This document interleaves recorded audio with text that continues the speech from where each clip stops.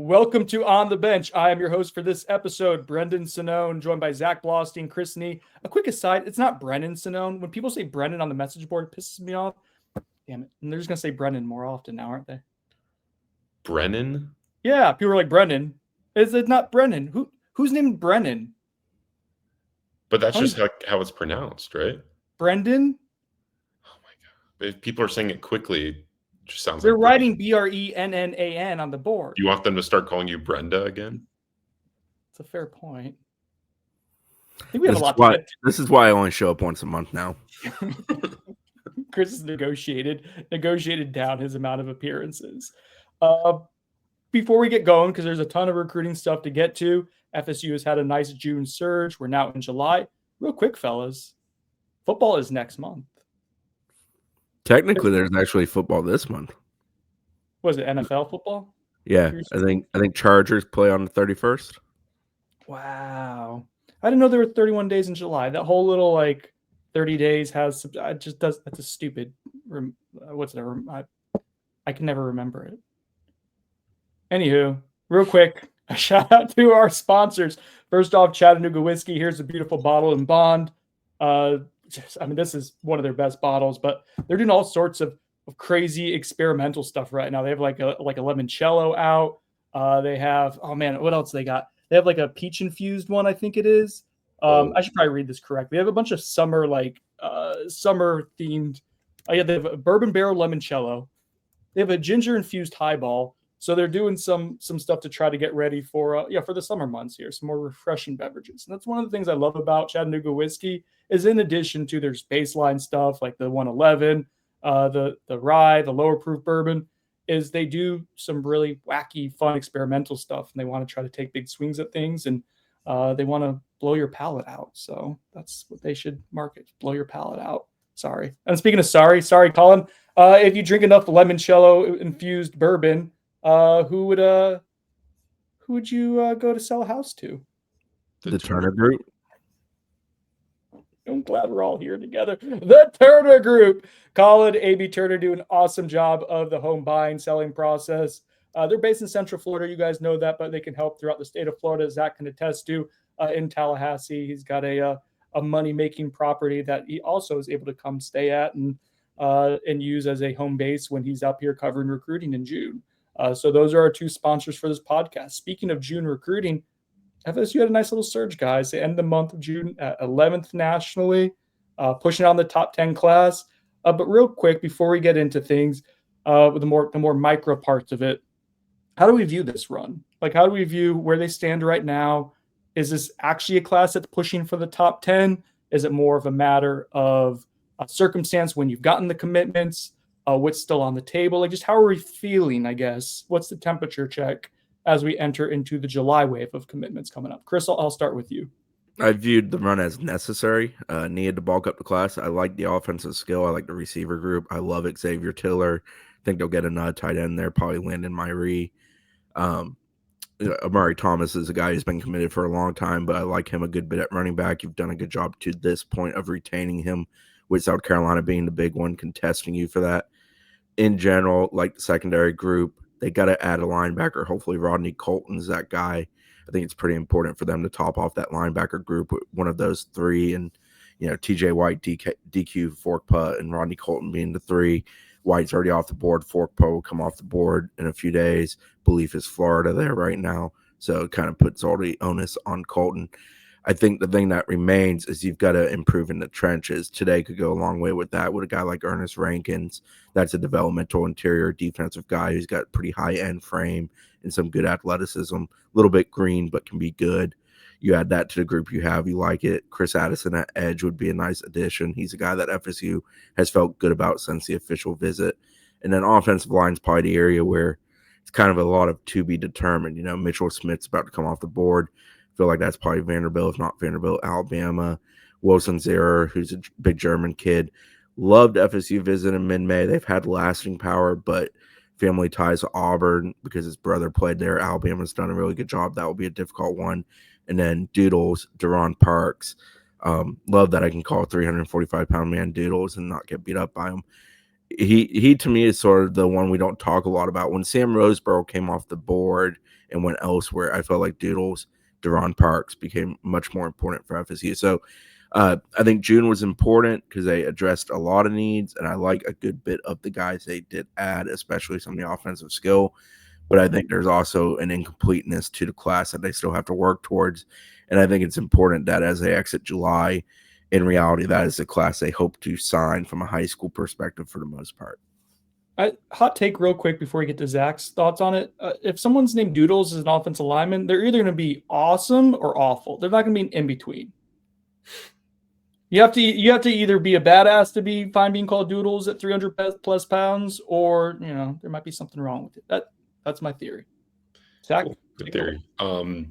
Yeah, I mean, I think it's a mix between what was expected to come, right? Like they needed to fill up their class, and they do this every June. And there's some nice wins mixed in there, right? You beat Miami for a guy like Jason Lopez at receiver. You flip Devin Carter, a legacy receiver prospect from Auburn.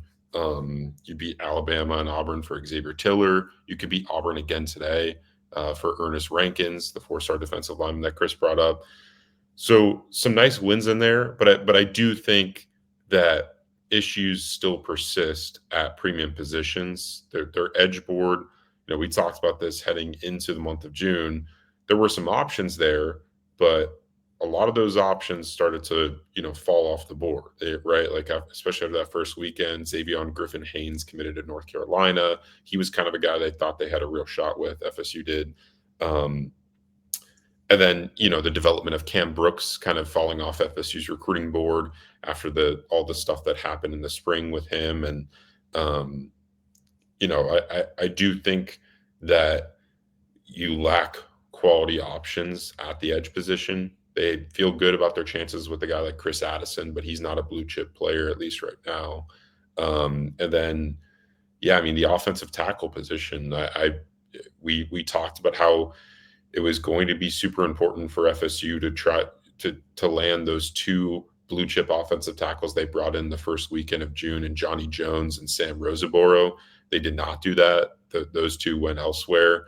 And then the rest of their offensive tackle board is kind of, fallen off a little bit, right? They have one committed in Mike Ionata, who's a legacy commit, and they expect him to play tackle. But I've seen Ionata in person. He's not a prototypical tackle body. And that's not to say that he can't be a good, maybe right tackle, but he's not like your cornerstone left tackle prospect. And that's where I think, I find issue with the class right now is I don't think that you're in it for guys that truly can play that position. Deron Parks, I think, can be a tackle.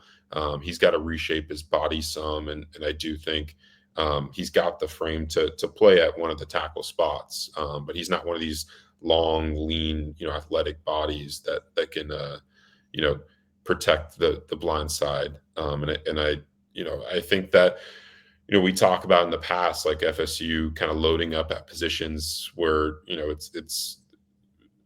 it's easier, like DB, for instance. That's never a spot that we've seen FSU really struggle to recruit, even in down years. We think they could land a 5-star corner, for instance, this weekend in Chauncey Kennan. But it's those hard to come by positions like edge rusher, like offensive tackle, that you need to start, loading up on body types. You need to win some big time recruiting battles, and we just haven't seen that yet. But there are positives to take from how the class has been formed to this point. I feel like there's a glass ceiling on this class that people aren't talking about. Like right now, you're saying it's a pushing for a top 10 class. I think is a narrative that's out there, and it's their 11th. But if you start actually kind of crunching some of the numbers of who's left on the board, who's already this is a big class already. They're up to 20 commits already. I don't know that this is going to be like. I'm curious in your guys' thoughts on this dichotomy here. It's like you're coming off of a 2-win season. You brought in a new coaching staff to help with recruiting. I think if you told most people just that in a vacuum, that a top 15-ish class, which is probably what they're more likely trending for right now, would be sufficient. You'd probably feel good about that. Zach mentioned some of the battles against Auburn you're winning. Those are the kind of ones you need to do more often to start taking a jump up in the talent accumulation process. The other side of the coin, though, guys, this is what, year 7 now you're going into with Mike? Year 6? Recruiting cycle. So year 6. Like, is top 15 all you're ever going to be in the prep ranks with the current regime and footprint that you're in the ACC? Like, I think that's a talking point worth stopping at real quick. I mean, I think that's the expectation at this point, because that's what they do. Like, not again the positive or the negative of it, just that's sort of what the trend has been. I mean, you know, as you look as they try to close out, Chauncey Kennan will be a top 30-ish player that they are expected to add. Ernest Rankins, I think, is around 115 or so. I want to say in the composite currently. He's 111 for us. So yeah, he's okay. So he's 111. Thank you.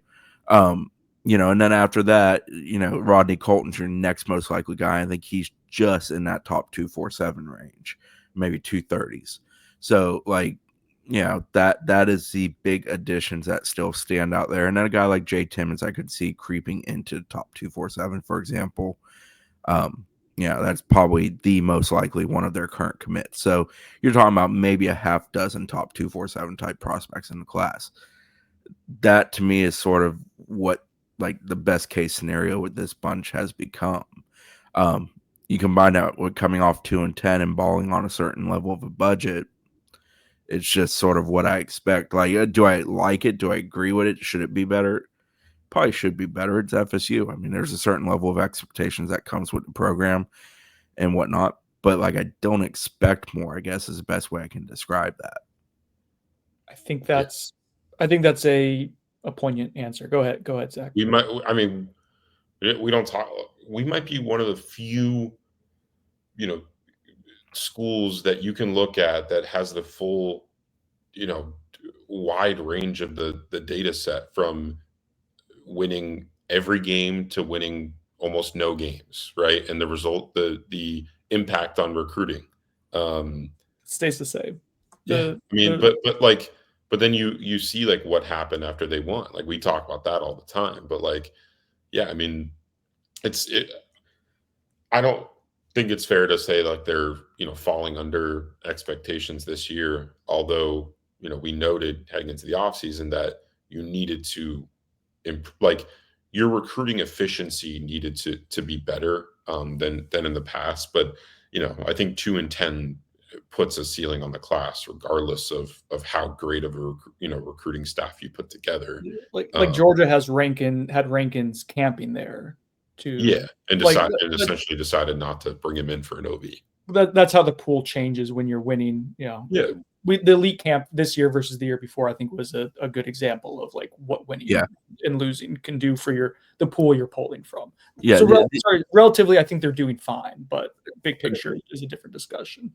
Yeah, on the efficiency standpoint, I think they've gotten better without a shadow of doubt. I think it's been much better this year than it was a year ago. Do you agree with that, Zach? The efficiency generally, top to bottom, position by position, is better? I think generally, yes. I don't think it's a super market improvement, but I do think, like, I see coaches, like, caring more, I think, about recruiting, which I think was kind of an issue under, you know, the last iteration of the staff. Like, they care about results. They, you know, can you give examples without mentioning a specific person? Because I think people are going to cling to that. Is why I'm pushing you a little bit on it. Yeah, I mean, like, defensive line results aside from edge, like, I do like that they're kind of loading up on capable body types at the interior position, at least. And you got to remember, it's a different defense and front.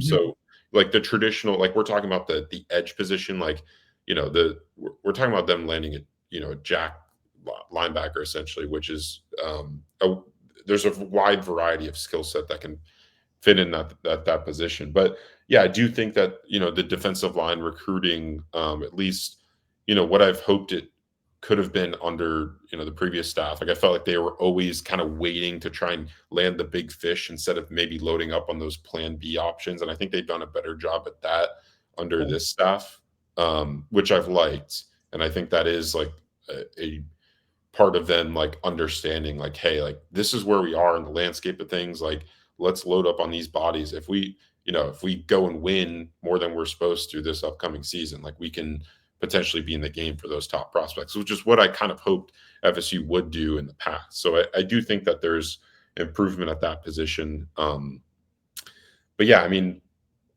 I think receiver, FSU never really struggled to recruit like blue chip receivers. But I always felt like they were kind of winning battles that were like low hanging fruit, or, guys that weren't really being pursued by other big time programs. I mean, like, I don't know, even think about like the Hakeem Williams recruitment. Like, they beat some pretty, big time programs, but like it wasn't like Georgia, Alabama, LSU, Ohio State. It was like Texas A&M and Miami. So like I think like that was your marquee win. And then you look at the rest of their wins at that position. It just doesn't seem like they went head to head this cycle with Miami for Jason Lopez. They flat out flipped Devin Carter from Auburn.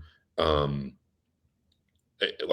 do think they're legitimately getting some big wins, and I think it has to do with the coaching staff doing a good job of prioritizing those players and being better at communicating and developing relationships, which is stuff that we've talked about in the past plenty, which was an issue for the last version of Norvell's staff. To Zach's point, I thought recruiting at receiver was the biggest positive of June, because they closed the door on multiple guys that they really liked who were higher end targets. The other thing I'll add, you brought up the elite camp and the level of talent at this year versus last year. Camps are a direct reflection sort of a season you just had and the expectations of what's coming. And, FSU's coming off 2-10 and going into year 6 with a little uncertainty and potential of a seat warming up if things go sideways again. And I think camps were a direct reflection of that throughout June after sitting through, 3 individual camps and a quarterback camp and the elite camp and all of that stuff, and also the big man camps, which are largely connected to the 7-on-7, but also bringing some individual talent too. Real quick, I want to an aside. I'm going to pull up.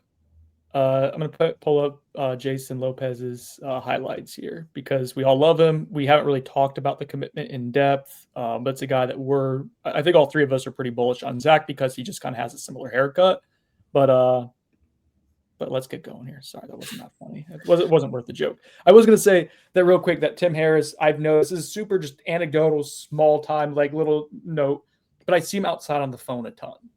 Mm-hmm. Like when I'm around, I'm not around there as much as Chris is, but I see him outside almost every time I've gone. He's outside on the phone doing something. And I assume that's probably recruiting related, right? He's doing something with the work hours, and just something that like that's good to see. I like that. All right, so Jason Lopez is 89 grade for us at 24/7 Sports, but all it stands to get bumped up. We're more conservative in the process of how we dole out grades, and they're like Ivans likes to kind of be cautious with it and add on points as it goes along. I presume his measurements ding him slightly because he's a little bit shortish, whatnot, but like he's 5'10". His body. I don't think he has like verified like testing 40 like 40 testing.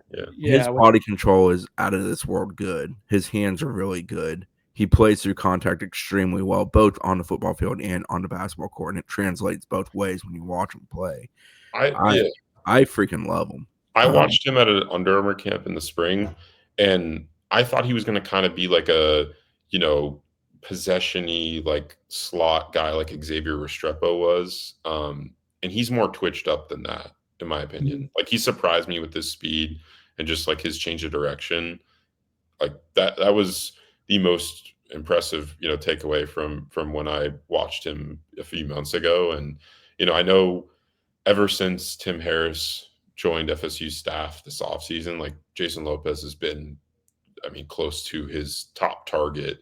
And I think, landing him was a result of Harris and multiple other members of the staff putting in a ton of effort to try and do that. And you got to give credit to the basketball staff too. Like, this is a guy that averages 25 points a game at Chaminade Madonna, playing pretty good competition down there in South Florida, and we'll have an opportunity to play point guard at Florida State for Luke Laux and that staff. He credited Coach Fly, which is one of the assistant coaches for FSU's basketball program, as a big reason as to why FSU won out, because they made it clear that regardless of what happens with him in football, like, they want him in their basketball program. Yeah. So Michael Fly, who Zach referenced there, has done a ton of recruiting in South Florida, even before he was at FSU in this current iteration, but especially since he got hired. He went down there and spent multiple days down there when they really hit the road, and went to see a bunch of their future prospects, including a guy like Jason. The exact description of Jason for hoops, to me, beyond the fact of his ability to score at multiple levels, handle it well, distribute, get to the rack, finish the contact, all those things. The number one word used was competitor, with a certain expletive before. So yeah, take it all day. That's what you want. You want that on whatever playing field you're playing on. And to me, that's what he is. I was downright excited because I really enjoy watching him play both sports when FSU landed him. And, the fact that they beat out Miami for him is a good victory for a program that's lacked victories to that magnitude over recent years. I think the fact that all three of us got excited over that commitment, Dane texted as well when it happened, like, that's usually a good sign when we're all kind of on the same page and feel similarly about the prospect for the same reasons. Just generally, that's a good sign usually. Real quick with Ernest Rankins, we're expecting. Zach put in a crystal ball yesterday. I always want to call him Sheldon Rankins, by the way, and he's not. But that's been probably like a dozen times in my mind, and I haven't done it yet. I just wanted to get it out there in the universe. Chris is smiling because he probably knows who Sheldon. Zach, do you know who Sheldon Rankins is? You do? No. He's a good defensive lineman in the NFL like a decade ago. That sounds familiar. Maybe I played him in one of the Madden games or something. You probably did when you were a little bit younger. Yes, we're getting old, Chris. Ernest Rankins. If FSU gets him today, and by the time you're listening to this podcast, his commitment ceremony may have already happened. What time is it? Noonish to one-ish, Zach? That time? Noon to one. That's what he told me. So let's say that what we're expecting happens, and we don't look stupid in this podcast in a few hours from now. This is a guy who I think composite 94 grade, 24/7 Sports has him as a 92. I had him a little bit lower. I think I had him like a 90. Because the film is super inconsistent. But the measurements, like elite wingspan, let's talk about like what he could become. I think that's the talking point here, is what he could end up becoming. Chris says you've seen him in person, like off the bus, out of the van, however he arrived at Florida State. What does it look like? Yeah, he hopped out of the SUV on June 6th, and I'm like, yeah, that's what it's supposed to be. It's tall, it's wide, it's long-armed. On video, all those things show out with regards to it. He's green as hell on the video as far as so having Chris is armed. But like he looks like it's supposed to look. There's a degree of, it's not the worst recruiting strategy in the world to recruit guys at SEC schools that traditionally have good D lines. Auburn, Georgia, for example, really like or extremely interested enough to run him through the gamut to see if he's a take for them. For those to be the type of guys you target. And to me, that's what Rankins is. Do you have to develop him? Heck yeah. Does he have to become a better football player? Definitely. Does he have some natural God-given ability and gifts from a measurement and athleticism mixture? Yes. And you take those. You stack those kind of bodies, and you go and you coach them. You earn your paycheck. You develop them, and they turn into something for you. And so, Zach, when they took the commitment of Whitley Cadu, was weeks ago, a month, June, just very start of the official visit cycle. Buyer Sonone, sponsored by the Turner Group. June feels like 2.5 to 3 months, like always. Yeah. Okay. I think it's only for us though, because I tried to say that to other people, like some of my friends, and they were like, "I felt like June went by so quick," and I'm like, "Oh my gosh, I wish." Other friends in the industry, or no, just like well, yeah, that's a matter of what the job entails. Anyways, when they took Whitley Cadu, who I went back and I rewatched him in comparison to Rankins, we don't know what you're saying. That's good. I don't want it out there, but I have thoughts on it. But anyways, when they took him, Zach, you were like, okay, if that's your third defensive tackle in this class or third defensive lineman in this class, like, okay. Now all of a sudden you have 4 currently in the boat. How do you feel about the group collectively, what they've assembled? Here, obviously you have to keep them all. There's a long time until December. The season has to happen, yada, yada, yada. How do you feel about what they've assembled so far? It's a Seinfeld joke. Zach, you know what Seinfeld is? Yes, of course. Oh, okay. I feel solid about it. I don't feel like amazing. I don't think you landed one of like the top end targets. And to be fair, like I wasn't projecting them to go and win one of those battles, but I do think they view Ernest Rankins in the category of like a close to some of their top end defensive line targets.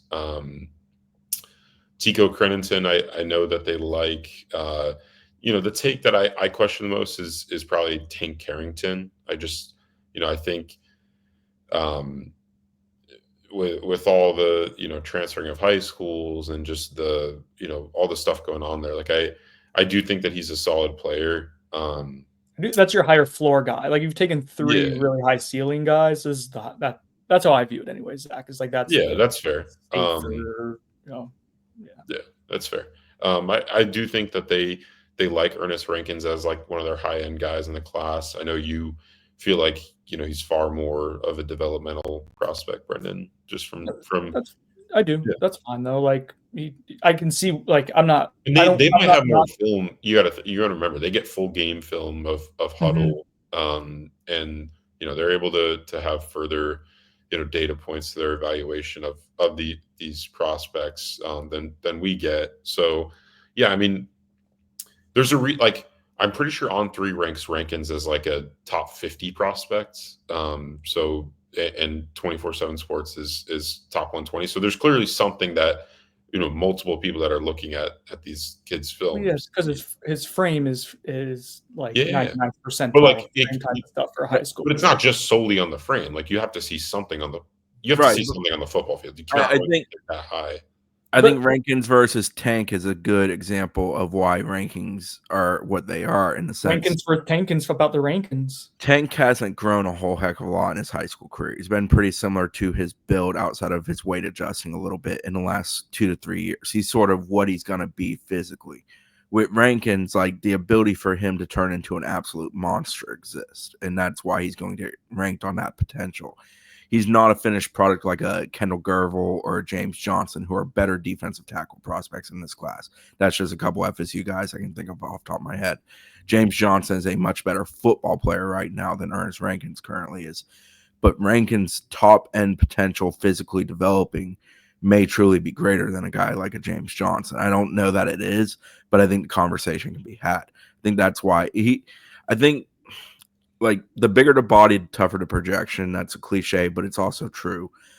Rankins, to me, offensive tackles, those are guys that fall in that category because you're looking at the physical upside, the physical ability, what it could ultimately be if it maxes out. And that's what you're trying to rank on. And that's what Rankins ranking is based on. As far as the 4 in the class, I mean, Kadu is completely a project, but he's worth the take because he's long, he's lanky, he's fairly athletic. Brendan likes him more, but I didn't say that. That's not what I said. I'm pretty sure he's mumbling that, but I'm not on that boat. Tank is sort of a finished product to a degree. He probably can get better as a football player, but I'm saying physically he's pretty close to finish. I think Tico Taco falls in that category to a similar degree, not as much as Tank, but to a similar degree in comparison to the other 2 members of the class. And to me, Rankins is a lot like Kadu, where he's very unfinished, but he's a better football player currently, and the upside is immense, and the measurements really good. If one of them's going to max out and become that guy, the guy that can be like a first-round type of capability, or at least a first couple days of the NFL draft capability, it's Ernest Rankins because of the measurements, the length, the athleticism, the build, what it can be.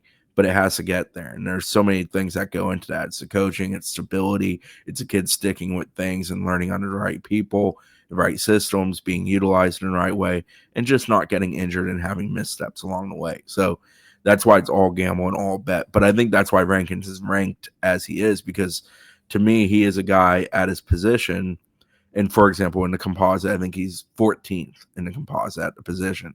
You look at the guys in front of him, a guy like Lamar Brown, Bryce Perry Wright, the Aiden Harris, who's the better of the two Harrises, Nolan Wilson, James Johnson, Deuce Geralds. Those are a handful of the guys in front of him, all much better finished products with really good measurements. But like Rankins has better overall measurements than maybe a Deuce Geralds, but Gerald's a much, much better football player with very good measurements. Yeah, right now. Yeah. Just a real quick aside with, so some of this is like a process thing to me. I don't dislike the Rankins take all that. That's someone, if you have the ability to get them into your class, like 100% of the time, because of what Chris said, because of what can be.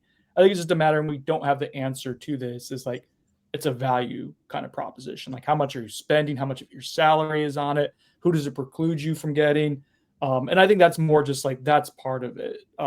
Because to me, like, I just kept, as I was watching him the other day, it was like, I kept going back to the Moneyball quote from the movie, not the book. Both really good. It's like, if he hits so good, why doesn't he hit good? Or if he's such a good hitter, why doesn't he hit good? And I think that's like, he's that big, that athletic. There's not any stats out there for him. The huddle film, and I know there's more out there, but there's nothing like crazy dominant. And so that's more of just like me pumping the brakes. But that's also like a preference. I usually am a fan of production and weigh that heavily. But I have no issue with someone rolling the dice on someone who's like in the 99th percentile for high school defensive lineman in his measurements. Like, take it, see what it looks like, see what you can do with it over the next few years. And that's what you should be doing. I think we also have to live in like the reality of like, they probably are not in it for any guys that are like more highly touted than Ernest Rankins right now. Isn't that sobering? Yeah, we don't need to get into that. But I mean, they brought guys like that in, Kendall and James Johnson. Yeah, but they're not getting. Yeah, but we always knew they had no shot. Right. When those guys left their visits, there was not a feeling of, I really need to rush. James Johnson dropped the top 4 after, like, a week after his visit. That didn't include FSU. So, like, and FSU brought what, 60 total, and I think is where we landed number wise. Yeah. There were 10 to 12 guys of that 60. That's what it was, and you know, basically all the midweek guys. The guy who they got, who was the closest to that description for me personally, was Xavier Tiller. And Tiller, they were always in it for, but I always thought he would probably end up at Auburn. So, like, to me, that's the one that they went and they won like that. Others were battles. J-Rock, Jason Lopez fell in that category. But, yeah, I mean, there's a degree of some of the list of what they brought in. The only way they were going to get them more than likely was to be the highest spender, plus having the kid like him. I think Xavier Griffin definitely falls in, and they love Xavier Griffin. Xavier Griffin was a guy who I'll compare to Chroma from last year's class, where they would redefine the market at the position for themselves because he has multiple positional versatility. He's also a guy who could be an edge rusher, and they like that. But it's not the old school recruiting. I'll use linebacker as an example, where when you're recruiting Colton and White and Forkpa, where you're just trying to get all three because, well, you're just trying to stack talent. The truth is now you're spending similar ballpark neighborhood money on those three, and you're probably only allotting that amount of money to truly one of them. So you're limiting yourself. The only guy that you basically throw the value concept out for is Xavier Griffin. You're willing to spend whatever it takes to get an Xavier Griffin because you view him as completely a game changer with multiple position versatility that exceeds solely what a linebacker should be from a value standpoint. Okay, real quick before we get into the mailbag, we do have a handful of questions that I do want to get to. But I have a Buyer Sonone for you guys. You ready? Yeah. Who's it sponsored by? The Turner Group. Buyer Sonone, are you worried about a player holding out this season? For FSU? Yeah. Is this a question you propose? Yeah. Once the season's kicked off, I am not. Do I think things could happen between now and kickoff? Yeah, sure. But no, I think once the season's kicked off, you know what your roster is and you roll with that. Yeah. That's a no for Chris. That's a no for me. Yeah, I'll also note it by the like Chris said, by the start of the season. I think there could be some back and forth with like the contract stuff this summer and like leading up to fall camp. But I just, to me, it's like you're really going to go sit out on a like year of football, when you have limited eligibility. Like, I doubt it. And I think that whether there's like conflicts right now with both sides coming to terms, I think it'll get resolved in the coming weeks and months. They do have through July to go ahead and get that all like sign their rev share deals. Yeah, so it's a negotiation process right now. I would be, and I don't think anyone, I'm going to send on it too. I don't think anyone's going to hold out. I do think it's possible that if some of the provisional, like the injury stuff, doesn't get revised in some contracts, that players would just not sign the contract that they currently have and just play a year with, like if they got front loaded and just play a year and then hit the open market next year, and not have to worry about fines and stuff. I think that's possible, but we'll see. There's time to figure that out. Real quick on the docket this week, Chris Addison is talking about a July 4th commitment potentially. That's on Instagram. It was at 100% vote. Suddenly it went 93-7. I don't know where the no vote came from. So we'll keep an eye on that. So far, that's the only 4th of July commitment potentially that we're keeping an eye on. Much better than prior years. I do appreciate someone go ahead and downvoting or hitting a no on the. Trying to do my part. Chauncey, have that conversation in person with kids when they're like, I might announce on July 4th. I'm like, July 3rd and July 5th are just equally as important. July 5th was a fork in the road. That's when that happened. It was July 5th. What, 4-year anniversary, 3-year anniversary? Never forget. Chauncey Kennan, July 6th. So that'll be what, Sunday? I don't know the days of the week at this point. Yes. It'll be over the weekend. And I think that's it immediately. I know Wilson's year was someone that we're like, we don't have a date. That could be anytime. I think he's still in Croatia. That's where he was going to vacation. How many recruits can we say that about? I don't know. He might be. So to give a little background there, Killian, his brother, played for Gus at Auburn. That is one of the ties that's helped FSU. Obviously, Killian had good experience at Auburn. That's what helps Auburn. And Auburn's probably been involved with Wilson longer than anyone. And Bama, from what I understand, has done a great job of just recruiting him, making a surge, and making a great deal of effort. It's not. I don't know how you're going to go to Croatia and then be like, you know what? Auburn, Alabama is where I want to spend. Yeah. No offense. All three have a legitimate chance, as it's been described to me. I think the house money is still on Auburn being the favorite, but I don't think it's a runaway race by any stretch. Auburn, for a long time, felt very good about him. But Auburn's like not doing well at all in recruiting. They're like getting destroyed. Auburn feels like the place that's invested a lot of money the last 2 years and now is waiting on a return on investment before they go. Yeah, I've heard they're being weird with like they have 6 commits, by the way, right now. But I've heard they're being weird about their like how much they're offering recruits. Like I've heard that they're like not giving specific figures because they want to make sure that they're going to be cap compliant. Yeah, it's odd. Like for Hugh Freeze, who's been known to like toe the line between like what's allowed and what's not allowed, like for him to all of a sudden be cautious is surprising. What are you implying? It may also not be Hugh, though. It may be, not everything from a financial standpoint has the fingerprints of the coach entirely. True. But Auburn's been very, very aggressive in the NIL era, and especially in the high school ranks, and it's especially the last 2 years. Yeah, it's surprising that they have they have 6 commits. One of their commits got flipped to Kentucky yesterday. So yeah, not doing the best, but it's interesting to see kind of which schools are what their plans and vision are for this new era of NIL.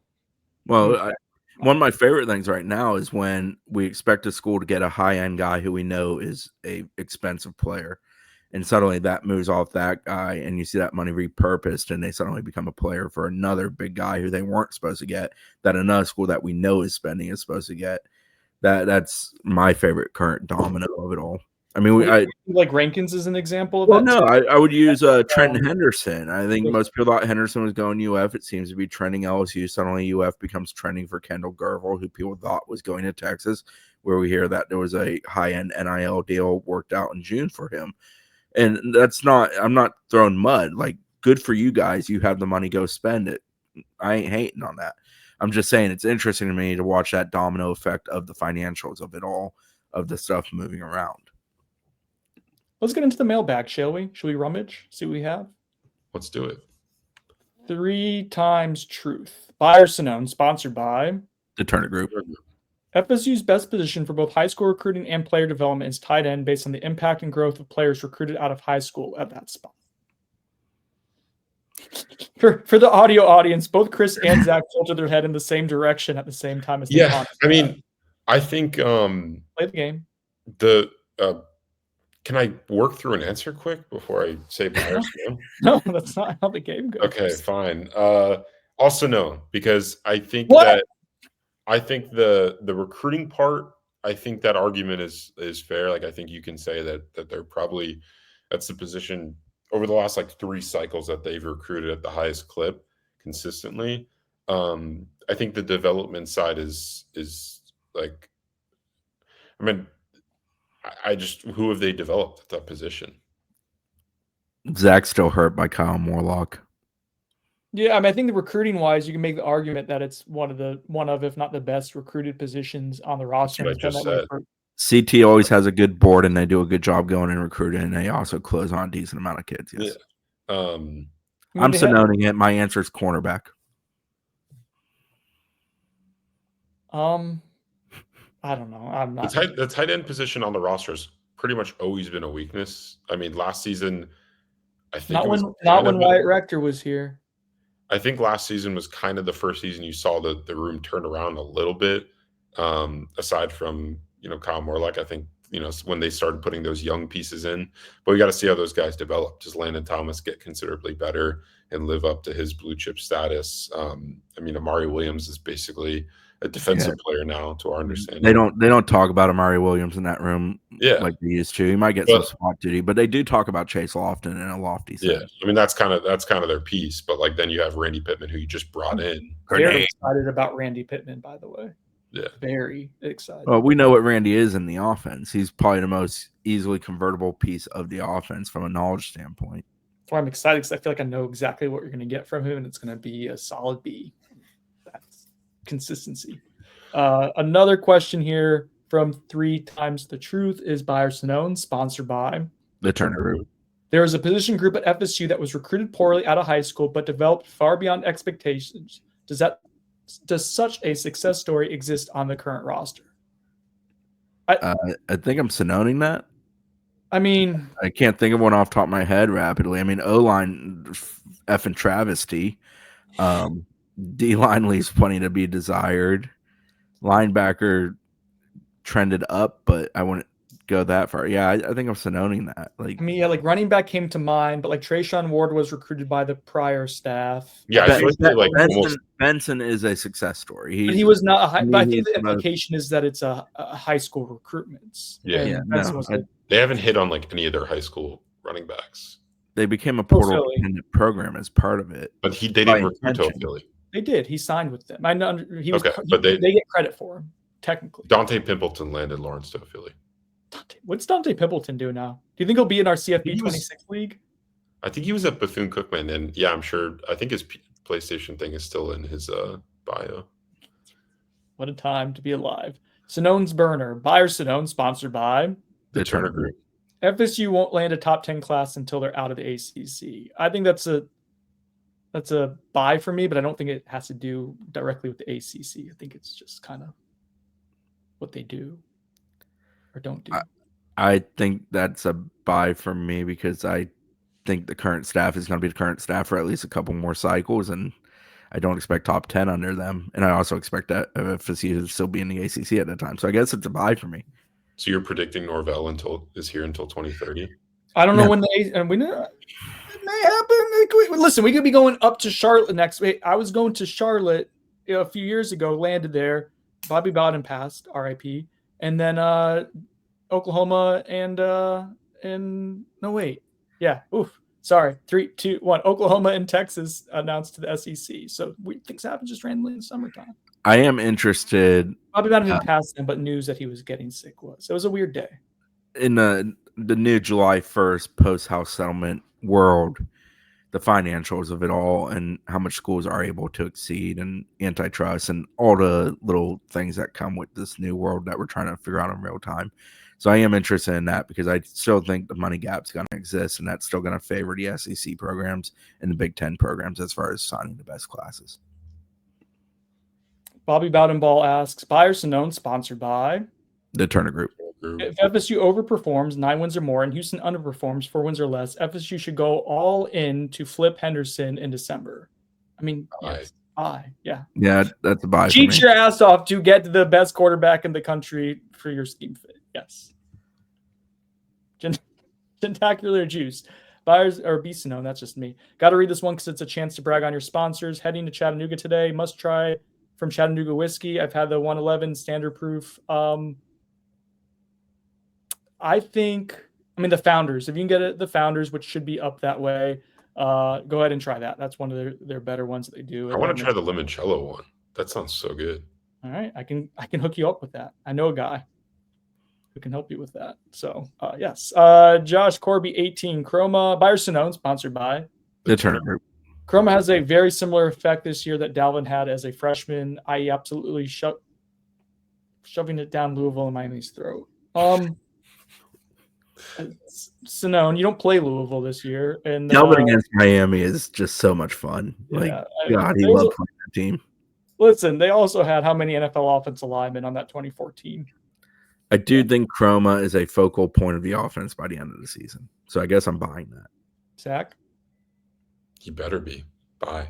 Okay, Scalp'em 24. Thoughts on the new NCAA football? It's actually CFB. Player ratings. Is Jeremiah Wilson really our best, most impactful player? Who would be your top 5 to 10 highest rated players on the current roster? Zachary, go. CFB 26 talk, FSU roster. Let's go. Top 10? Just off 5 to 10. 5 to 10. Okay. Yeah, I mean, I think Jeremiah Wilson's maybe the most accomplished player on the roster, right? Like as far as like production and stuff, I think that's fair. I think he's like a 90 overall. Deuce Robinson would be up there. Micah He's Pettit. too slow in the game. Who? Deuce Robinson. What is he, like 88 speed or something? It's like 87 or something like that. Yeah. It's it should be unplayable. 90. He should be 90. Yeah, Deuce Robinson, I think Squirrel White is pretty accomplished. He should be one of the higher ranked players. Luke Pettibon has graded out well as an offensive lineman over the last few years. Darrell Jackson. Shaheem Brown is an 88 overall, which I thought was maybe the most surprising, like the highest grade that was surprising to me. He's one of the highest rated players on the entire roster, which is crazy. I mean, he kind of produced similarly. Like just they're not watching production, yeah, but the PFF stuff was probably similar. Stats were probably similar. There's probably nothing to drastically change it off of the grade that he had the year before. It's just process. Gotcha. So maybe you shouldn't be surprised, dumbass. Those would be my highest ranked players. Memphis Knoll 1992. Which commit of this class has the highest upside if they hit, both for offense and defense? Well, if they get Ernest Rankins, that I think defense would be him. And then offensively, I think. Who's the wide receiver from South Florida with the speed? Brendan Bennett. I was gonna say Brown. But is he like a high ceiling guy? I'm just saying if he's really fast, and I don't know. I think Xavier Tiller. Yeah, that's probably a good one. Tiller, who's popped into my head. I also think Amari Thomas is a really good football player.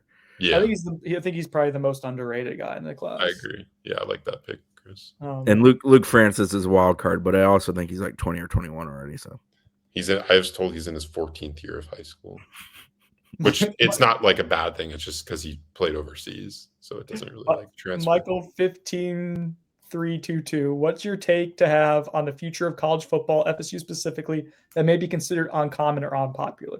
Real quick, check out Shades of Trey at Knowles247.com. Trey Rowland put together a fun column, very much so you can hear his voice in his writing. It's for Knowles247 subscribers. I got a little emotional. I choked up just then talking about it. That's why the voice cracked. But what's the thing about current iteration of college football that might be a hot take for you guys? I enjoyed the hell out of last season. I thought it was fun. I know people hate where football. Arizona State, Kenny Dillingham. What you didn't like last season, Zach? Considering the circumstances of the team you cover, you liked the last season. Oh, I detached from that.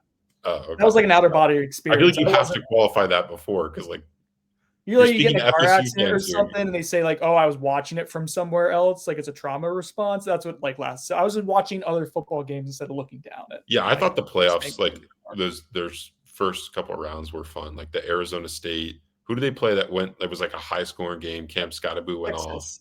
Yeah, that was awesome. I mean, That the was Dillingham BYU game with the people on the field, that was one of the best moments in the last few years of college football. Yeah, where they so had to much fun. clear the field. He was like in all the people around him. He's like cussing like at the refs and stuff, telling them they needed to replay the play. Yeah, that was awesome. That was fun.